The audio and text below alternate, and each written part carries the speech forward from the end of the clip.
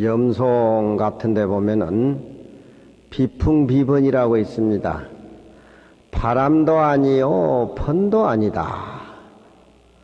바람도 아니요 번도 아니다. 요런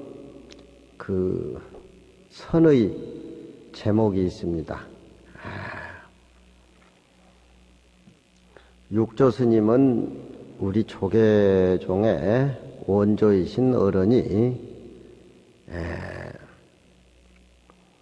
오조홍인대사의 행자 신분으로 그것도 절에 와가지고 6개월밖에 안 되고 삼위계도 못 받고 지질이 못났기 때문에 700대중을 먹여 살리기 위해서 방 하나 찌으라고 방앗간에 집어 던져버리는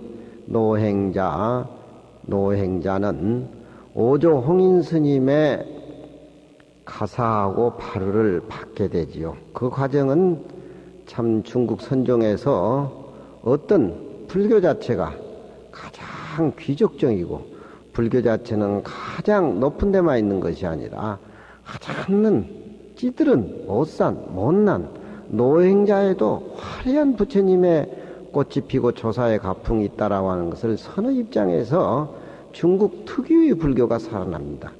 신라불교를 귀족불교라고 해가지고서 많이 그렇게 얘기를 하지만 그 귀족불교에 대해서 타파하기 위해서 원효스님은 과감하게 파괴를 해가지고 요속공주하고 자고 설청을 하게 됩니다.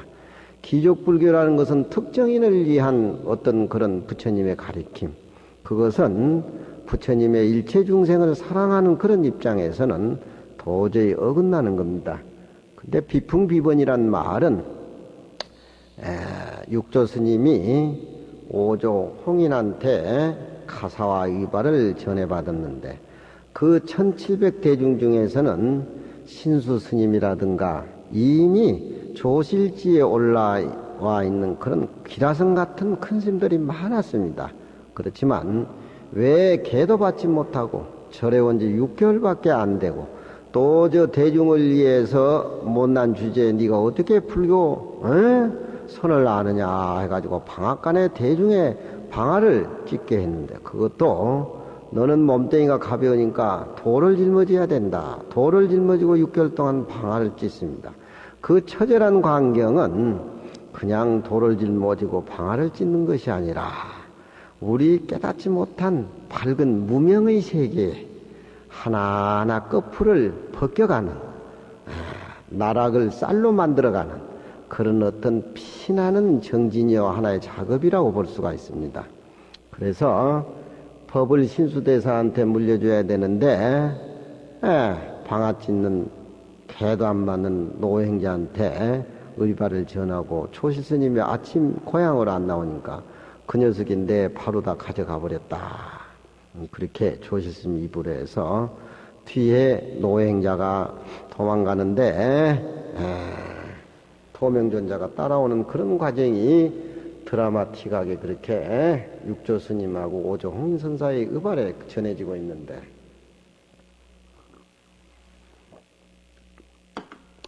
그 육조스님이 거기서 나와가지고 16년 동안 사냥꾼들을 따라다니면서 파벌 해주고 그 대도인이 그 오조홍인 의발을 전해받았다라고 해가지고 세상에 빛을 못 보고 16년 동안 헤매다가 남방해를 가는데 남방해를 가가지고 남방 법성사의 절에 들렸는데 그 절에는 인종법사인데 그건 계를 받는 승려가 아니고 처사의 신분으로 열반경 강의를 하게 됐어요.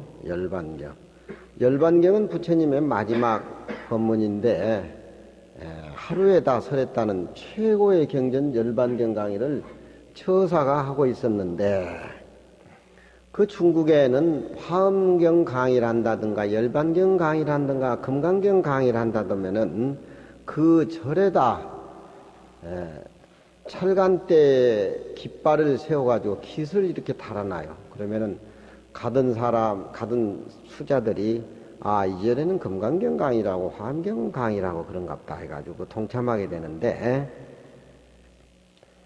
이 육조 스님이 개도 안 받고 오종홍인대사 바루를 짊어지고 숨어서 살면서 남방의 법성사에 갔는데, 그 절에 가면 철간대가 있지요. 쇠로 된 것도 있고 돌로 된 것도 있고, 거기에 이제 깃대를 뽑아가지고 올리면은 선종사찰이다, 율종사찰이다, 교종사찰 이렇게 표시하는 건데, 열반경 강의를 한다고 해가지고 그 깃발이 철간대에서 이제 흩날리게 됐는데, 그 법성사에서 육조 스님이 우리같이 못난 그 얼굴로 객실에서 이제 저녁을 먹고 이렇게 손발을 씻고 이제 일꾼 취급하니까 방에 들어가는 것도 없고 아주 허술한 일꾼 방에서 이렇게 한쪽 구석대기에서 이렇게 저녁을 잘 파는데, 그 좋은 화려한 객실에 웬 선방 스님 둘이 다투기를 밤새도록 다투는 거예요. 무슨 소재를 가지고 다투느냐.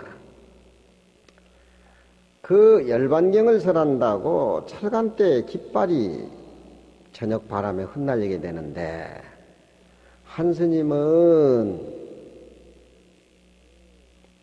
깃발이 바람에 나부낀다. 또 한 스님은 그것이 아니다. 바람이 움직인다.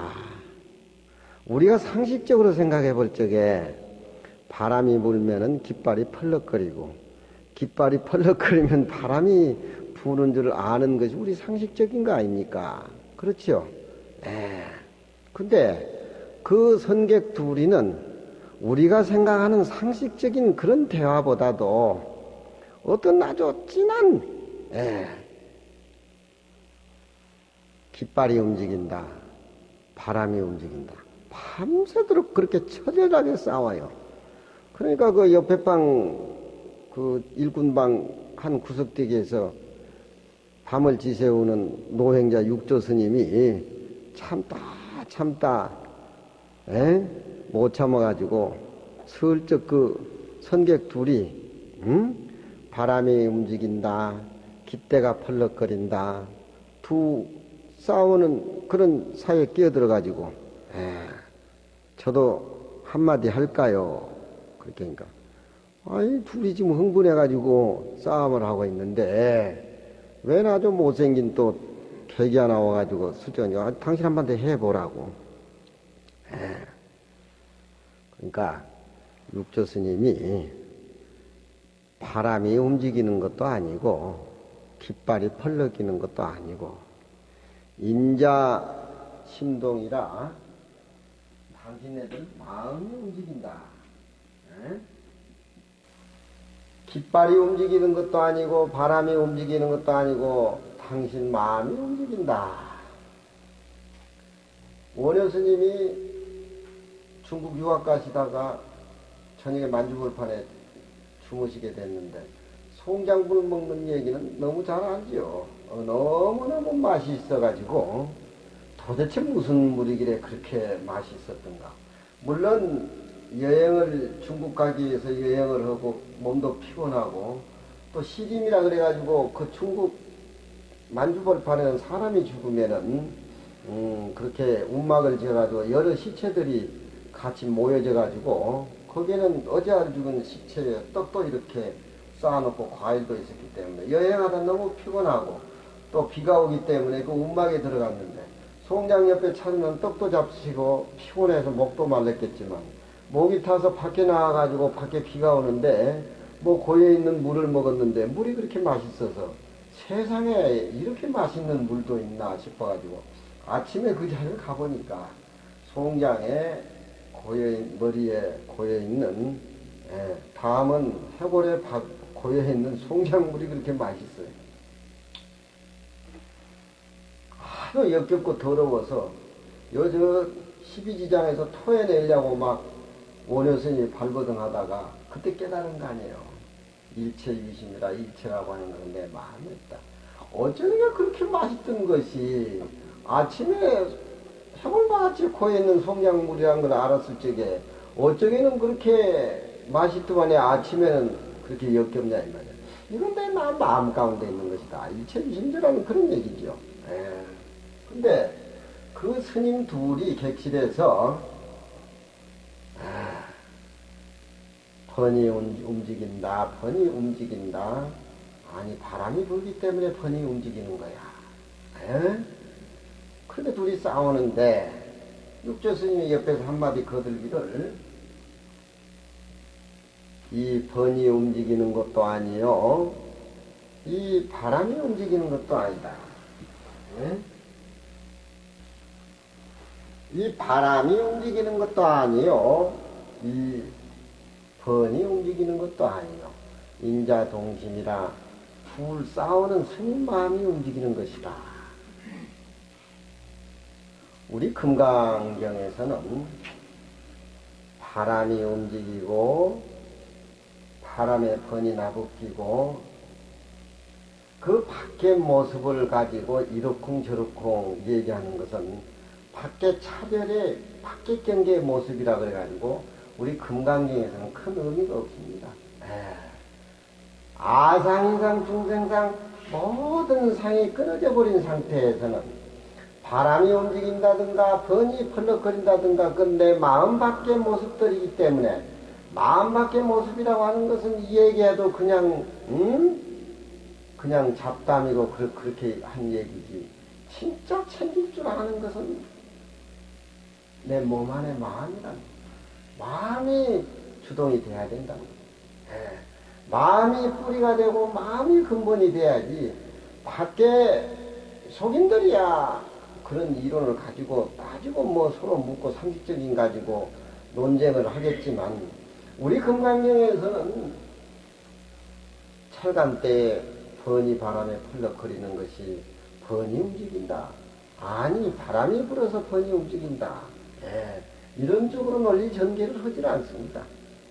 그건 내 마음 밖의 모습이기 때문에 내 마음 밖에 승부를 걸지 않다는 거예요. 명예라든가 돈이라든가 모든 그런 것은 우리 마음 밖의 일이기 때문에 이상 사람들은 축자사자 그게 생명을 걸고 번 돈까지 다 해가지고 재판 벌리고 명예 살린다 해서 몽땅 거지가 되는 게 많잖아요.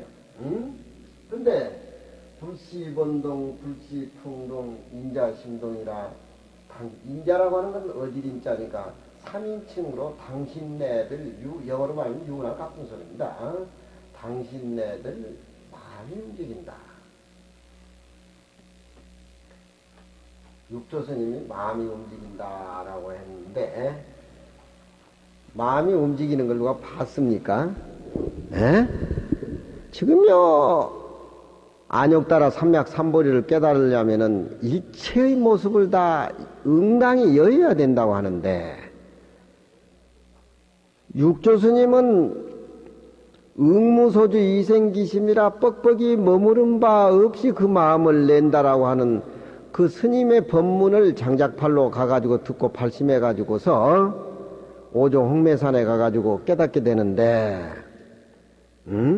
마음이라고 하는 것에 과거의 마음도 찾을 수가 없고 미래의 마음도 찾을 수가 없고 현재 내가 금강경 듣고 있는 이 마음도 찾을 수가 없어요. 무렴아 한번 마음을 한번 내봐. 지금 내 금강경 얘기를 듣고 있는 마음을 한번 내보란 말이에요. 빛도 소리도 냄새도 없어. 정보살 한번 마음을 한번 내봐. 뭘 괴로워하고 뭘 즐거워하고, 우리 마음이 괴로워할 때 마음하고 즐거워할 때 마음이 자꾸 생긴다면 우리 마음이 두 개인가? 우리 마음이 두 개. 눈으로 보고 생각하고 마음으로 생각하고 코로 냄새를 맡고 감지를 느끼고 귀로 소리를 듣고 몸에 감촉을 느끼는데 우리 마음이 우리 몸뚱이 속에 몇 개가 된다는 거예요. 그건 밖의 물질에 의해 가지고 내 생각이 왔다 갔다 해서 삐져지는 내 고정관념으로 생각하는 것들이지, 우리 본래 마음은 그 눈으로 보고 귀로 듣기 이전에 텅 비어시 다 갖춰져 있다는 거예요. 과거의 마음을 가져오라고 하면은 정함 가져오겠어요? 현재의 마음 한번 내보이라고 하면 보일 수가 있습니까? 미래의 마음도 또 한번 가져오라고 하면 가져올 수가 있습니까? 그런데 그 없는 걸 가지고 마음이 괴로우니 편치 못하니 중생의 산사는 그게 꽉 얽매여 있잖아요. 예? 그 마음 해탈해버리는 것이 금강경인데, 육조 스님은 당신네 둘이 마음이 동해가지고 깃발이 움직이는 것 같고 바람이 분 것 같이 되는 것이지, 바람하고 깃발하고는 아무 의미가 없다, 이 얘기입니다. 예? 이 얘기요. 그렇지만 마음이 동한다라고 답을 이렇게 말씀하신 육조 스님 말씀이 옳은 말씀도 아니에요. 알고 보면은 마음이 어떻게 움직이는 겁니까? 빛도 소리도 색깔도 없는데. 그렇지만 두 선객이 싸우다가 육조 스님이 이 번이 움직이는 것도 아니요, 이 바람이 움직이는 것도 아니요, 당신네들 두 마음이 움직이는 것이요, 이렇게 얘기할 적에 두 스님은 송연이라는 표현을 해요. 송연이란 말은 시비가 딱 끊어지고 세상에 이런 소리를 우리가 어떻게 들을 수가 있느냐. 두 자신이 시비했다는 그 자체에 너무나 깜짝 놀라고 송구스러워가지고 세상에 이렇게 쉬운 것을 우리가 밖의 모습을 가지고 저렇게 싸웠구나, 그런 생각이 들어가서 송연이란 말은 당신네들 마음이 움직이는 것이요 라고 하는 그 노행자 말에 두 스님이 깜짝 놀랐다는 소리거든. 깜짝 놀랐다는 소리. 근데 금강경에서는 마음이 동한다는 말도 인정이 안 되는 겁니다. 에? 마음을 어디서 찾아요? 육조 스님은 또 마음 찾는 공부는 조계종의 그 일인자인데 마음이 움직인다는 저런 소리는 하지 않을 거예요. 그러면은 번도 움직이지 않고 바람도 움직이지 않고 당신네 마음이 움직인다, 그 말을 했을 적에 그 육조 스님의 내면의 그 뜻을 우리가 좀 엿보고 챙길 줄 알아야 금강경에 일체상을 여여서 안욕따라 삼약 삼보리를 깨닫는 그런 입장으로 우리가 한번 생각해 볼 수가 있습니다. 우리 금강경은 반야바라밀경이라고 해가지고 부처님이 말씀을 하시고, 또 반야바라밀경이라고 하니까 또 반야바라밀경이 있는가, 그게 또 집착할까 싶어가지고 반야바라밀이 아니다 이렇게 부정을 해버리고, 또 가로되 반야바라밀이다 그렇게 얘기를 합니다. 정보살이라고 하면은 정보살 몸 자체가 세상에 나와가지고 치수화풍 여건으로 이렇게 이어져 있는 것인데, 치수화풍으로 엮여져 있는 정보살 몸뚱이 그 자체를 보고 영구적이고 이 자체가 영원불멸이라는 걸 금강경에서는 생각하지 않아요. 정보살 얘기하면 직비정보살이라, 정보살이란 보살은 아무 가치가 없는 것이다. 몸뚱이가 이상에 나와서 잠깐 머물렀다가 치수화풍이 흩어지면 공으로 돌아가 버린다. 없다. 그렇지만 그 비어있는 쪽으로 현실에 나와서 정보살은 정보살대로 부처님의 살림살이를 세상에 가지고 나왔기 때문에 집착이 끊어진 상태에서, 욕심이 끊어진 상태에서, 내 위주로 상태에서 그 집착이 끊어지고 비어있는 살림을 살았을 적에 그냥 그 이름이 정보살이니라. 금강경 논리가 그런 겁니다. 일단 내 몸뚱이 내가 처해있는 현실 자체를 비어있는 진리를 깨닫지 못하고 집착해버리면은 세상 사람이 사는 거나 똑같아요. 이 무문이라는 스님은 이 육조 스님의 법문에 대해서 자기 나름대로의 소견을 필어가고 있어요. 우리가 금강경을 배우고 금강경을 강의를 듣고 얘기해보면은 자기 소견이 나와야 됩니다. 마냥 부처님한테 의지할 수도 없고 마냥 스님 법문의 설법에 의지하고 산다라고 하면은 밖에 얘기해주는 분위기에 끌려다니지, 자기 살림살이에 진한 내용이 창출이 안 된다라고 하면은 나나 부처님도 부처님이요, 나도 부처님이요, 설보살도 부처님이요, 다 부처님인데 다 부처님이라고 하는데 나는 이렇게 똥오줌 싸고 일상생활에 집착해가지고 마냥 갈등이 이렇게 삐져져 나오고 스님 말이 거짓말이 아닌가 이렇게 생각하는지 모르지만 그건 몸뚱이에 집착해가지고 지 것이다 내 것이다 사랑 분별로 일상생활이 꽉 차있기 때문에 그런 겁니다.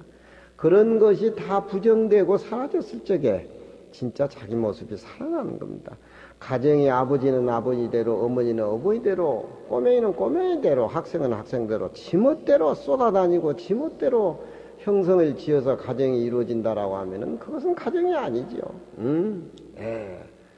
아버지도 어머니도 거기서 나오는 아들도 가정도 텅 비어있는 상태에서 영감 마누라 아들 개별이체가 인정이 돼가지고 서로 생명의 끈이 이어져야 되는 것이지 많이 가지고 있고 잘나고 못나고 나는 현실이 이 모양이고 이런 생각의 파장을 갖고 거기에서 좋은 조건을 바란다라고 해서는 금강경에서는 답이 없는 겁니다.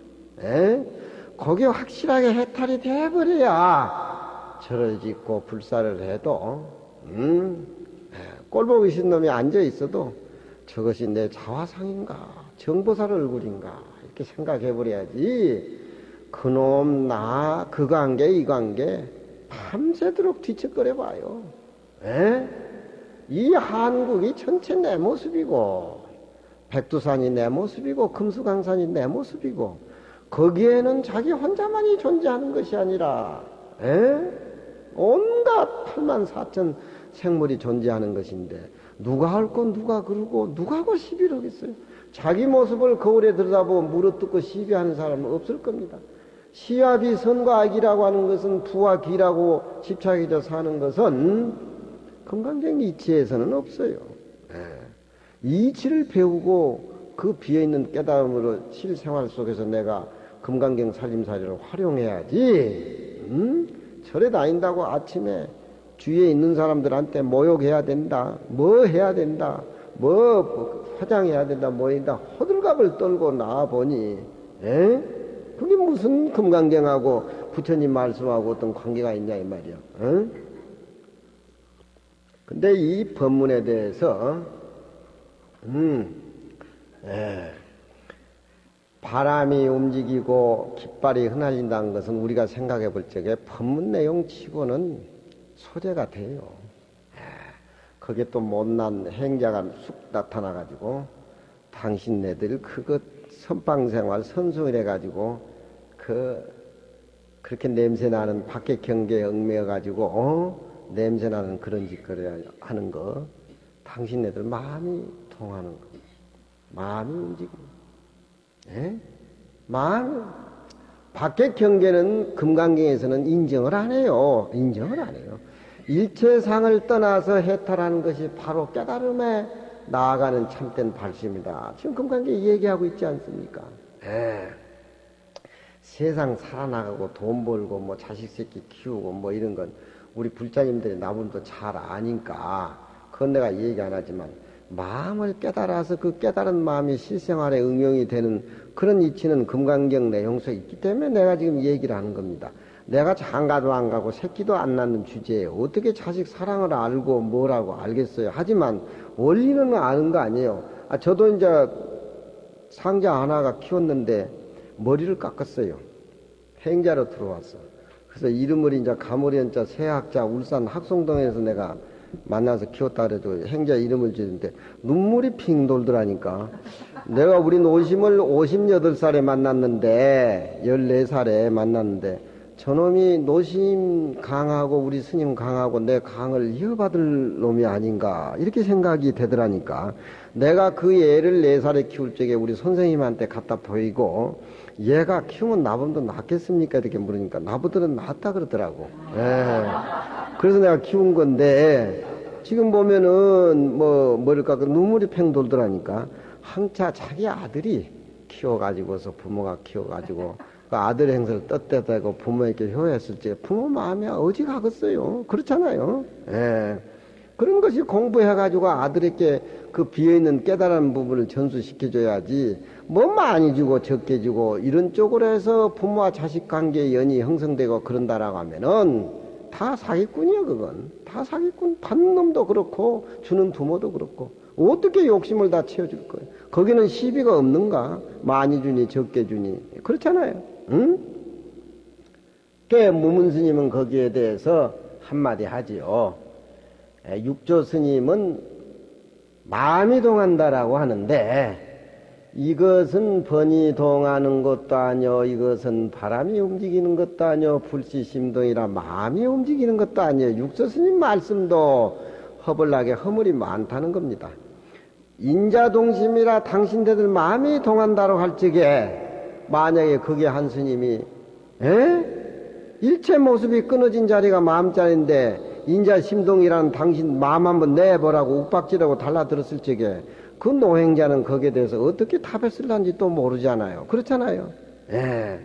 그렇지만 육조 스님이 그 마음이 비어있는 응무소주 이생기심으로 발심한 어른인데 또 잠 못 자게 싸웠으니까 참다 못 참아가지고 당신네들 마음이 움직인다 이렇게 말씀했지. 우리는 그걸 알아야 된다네. 부처님이 금강반야 바람이라고 얘기하고 직비반야 바람이라고 얘기하는 게 내나 같은 뜻이에요. 같은 뜻이야. 집착하면 금강경에서는 비행이라. 하니 삼처의 견조사오. 어떤 곳에 인자심동이라고 하는 육조스님의 마음을 보겠느냐. 육조스님 하신 말씀도 허물은 붙기 마련이다. 그런 얘기죠.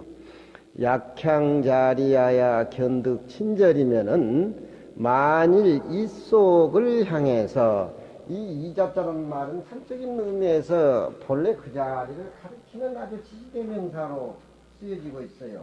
이자자. 이 속에 이르러서 견득친절이면 육조 스님이 답이 답같지 않는 말 중싸움 말기기 위해서 인자심동이라는 그 친절한 그 육조 스님의 살림살이를 견득 보아 얻으면은 그러니까 금강경이라고 하는 것은 비어있는 당처를 봐야지 이 어느 문자라고 하는 것은 금강경에서는 어떤 하나의 전달 과정이지 실치 지혜는 아닌 겁니다. 부처님의 49년 설법이 다 그런 것이에요. 견득친절이라. 견득친절이면은 그 육조섬의 친절한 그 어떤 그런 내용의 진리를 얻어볼 것 같으면은 방지 이승매철 득금이나 바야흐로 두 스님이 방지 바야흐로 알 것이다. 뭘 아느냐.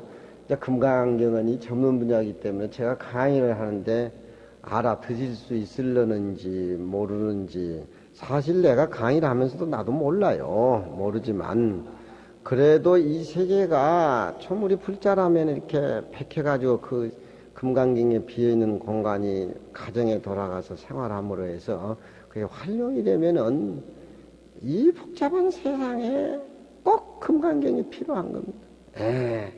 미국 대통령 그 하는 짓거리 한번 보시오. 그게 무슨 놈의 그게 대통령의 짓거리인가? 아니죠. 이승이 철을 샀는데 득금이라 황금덩어리를 얻었다.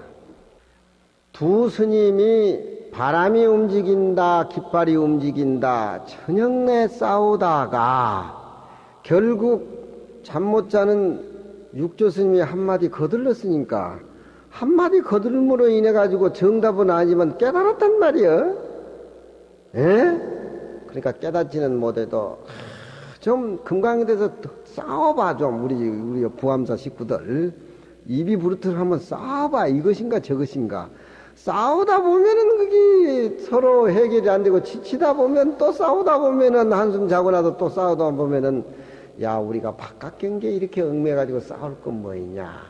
텅 비어있는 공간을 한번 우리가 해서 말이 없는 상태에서 한번 다시 전쟁을 한번 해보자. 이런 묘안이 나올 건데 안 한단 말이야.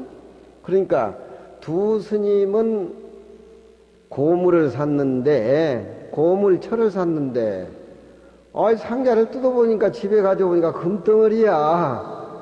그건 무슨 소리겠어? 깃발이 움직이는 것도 아니고 바람이 분 것도 아닌 허벌나게 둘이 싸움을 하다가 의외로 객실에서 잔 노행자의 어떤 인자동심이라는 어떤 그런 말씀을 옆에서 듣게 돼가지고 깨달았다 이 말이야. 답이 아니지만 답이 아닌 답을 둘이 싸우다 보니까 깨침을 얻었단 말이야. 그러니까 고철을 사가지고 헐값에 주고 사가지고 왔는데 집에 와서 열어보니까 그게 황금덩어리란 말이야. 황금덩어리. 그렇죠? 예. 그렇지만 육조스님 입장에서는 또 다르잖아요. 예? 조사, 인준, 불금이나 일장누드로다. 조사가 인준이란 말은 못 참다는 겁니다. 상대방이 하도 떠들다니까 못 참는다는 말이에요. 못 참아가지고서 불금이라는 말은 그 시비를 못 말려가지고, 응? 조사는 인준, 불금, 스님이 싸우는 것을 인준이라는 건 참는단 말이야. 불금, 참아도 불금이란 말은 그 참는 것을 금지 못한다. 그러니까 참다 못 참아가지고 당신네들 그 깃발이 움직이는 것도 아니고 바람이 움직이는 것도 아니고 당신들 마음이 움직이는 것이요. 요 말을 불쑥 끄집어냈다. 그런 소리입니다. 응? 인준불금이나 그렇지만 답은 정답이 아니지만 두 스님을 깨우쳐주게 만드는 것이 고철을 샀는데 고철 그 자체가 황금덩어리가 됐다는 거예요. 그러니까 조사, 인준, 불금이나 육조 스님은 참다 참지 못해가지고 인자 심동이란 말을 얘기는 했지만 일장 누드로다 한 마당에 누드라면 허물이란 말입니다. 한 장에 허물을 남겼다. 어때요? 육조 스님 법문도 뒤에 꼬타리를 잡을 수 있는 무문의 어떤 스님 자체가 우리는 또 이 법문을 들어서 또 파장이 오지 않습니까? 그렇잖아요. 그렇지만 육조 스님이 마음이 동한다라고 하신 말씀은 자기 자신도 참다 못 참아가지고 불썩 한번 내놓은 말씀이지 그것도 또 육조 스님의 진짜 살림살이는 아니다. 그런 얘기입니다. 응무소주 이생기심이라 뻑뻑이 이 마음은 과거의 마음도 얻지 못하고 현재의 마음도 찾아볼래야 찾아볼 수 없고 또 미래의 마음도 우리가 예측할 수 없는 그 마음의 자리, 그 마음의 자리는 항상 비어있는 공간 속에서 그 마음을 솔곳 이렇게 낸다라고는 육조 스님이 발심한 법문 그 내용 자체인데 인자심동이란 말은 육조 스님도 그 깨달음을 주기는 좋지만 꼬타리는 남는 것이 아니냐. 그러니까 부처님은 49년 설법했지만 부처님은 지금 우리들에게 돈으로 살 수 있다면 49년 설법을 다 내가 사가지고 안 한 걸로 사드리겠다. 지금 부처님 그 노력을 하고 있어요. 그렇잖아요.